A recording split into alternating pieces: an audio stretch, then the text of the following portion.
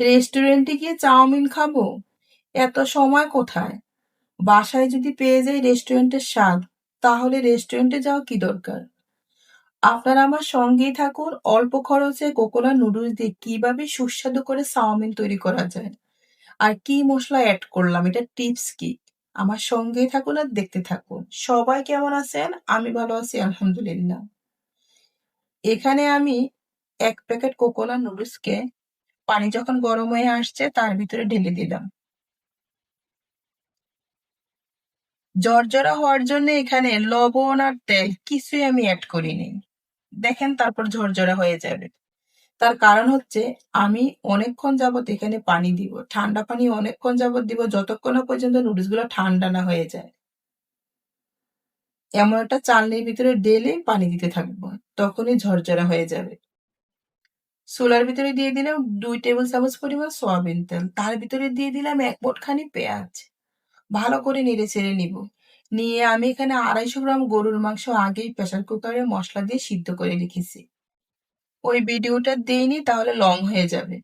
দিয়ে দিলাম ১ চা চামচ পরিমাণে গোলমরিচের গুঁড়া, তার ভিতরে দিয়ে দিলাম ১ চা চামচ জিরার গুঁড়া, আর দিয়ে দিলাম ১ চা চামচ ধনিয়ার গুঁড়া, আর দিয়ে দিলাম স্বাদ মতো লবণ। দিয়ে ভালো করে নেড়েচেড়ে নিব। চুলার আঁচ কিন্তু লো হিটে রাখতে হবে।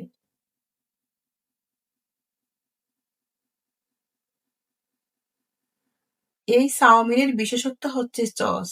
এখানে ৩ টা সসকে একসাথে করে আমি একটা মসলা বানিয়ে নিব। ১ম দিয়ে দিলাম এখানে টমেটো সস, তারপরে দিলাম চিলি সস, তারপরে দিলাম সয়া সস। একটা চামচ দিয়ে ৩ টাকে একসাথে নেড়েচেড়ে নিব।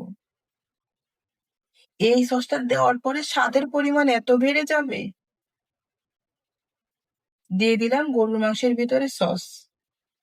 তার ভিতরে দিয়ে দিলাম এখানে অর্ধেকটা ক্যাপসিকাম। দিয়ে দিলাম এখানে একটা টমেটো কুচি, আর দিয়ে দিলাম এখানে ২ টা গাজর কুচি করে। গাজরটা আমি একটু বেশি পছন্দ করি তাই গাজর এখানে ২ টাই দিয়েছি। আপনারা চাইলে কম বেশি করে নিতে পারেন। ভালো করে নেড়ে কষিয়ে নিব। চচার পানিটা যখন একটু শুকিয়ে আসবে, তেল ভাবটা ছেড়ে দিবে, তখনই তার ভিতরে দিয়ে দিব নুডলস। নুডলসগুলো দেখেন কেমন ঝরঝরা হয়েছে। দিয়ে এখানে ভালো করে নেড়েচেড়ে নিব। আপনাদের বাসায় যারা বয়স্ক আছে ওরাও খেতে পারবে। ওরা তো আর রেস্টুরেন্টে যেতে পারবে না। ওদেরকে কখন নিয়ে যাবেন? তাই ওরাও বাসায় তৈরি করে দিলে ওরাও খেতে পারবে। তার উপরে দিয়ে দিব এখানে মজারেলা চিজ। যদি আপনাদের বাসায় থাকে তো দিবেন, স্বাদের পরিমাণ বাড়িয়ে দিবে, আর না থাকলে সমস্যা নেই। মজারেলা চিজ দিয়ে আরো কিছুক্ষণ নেড়েচেড়ে নিব যতক্ষণ না পর্যন্ত চিজটা গলে যায়। চিজটা যেই না গলে আসছে দেখেন কেমন কালার হয়েছে। আমার তো তখনই খেতে ইচ্ছা করছিল। আর এমন একটা সেন্ট বেড়ে আসছে নাকের ডগা দিয়ে গেছে।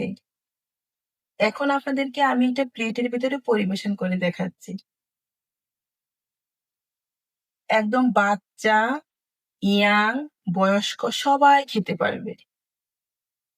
আমার রেসিপিটি কেমন হলো আপনারা জানাবেন। আল্লাহ হাফেজ।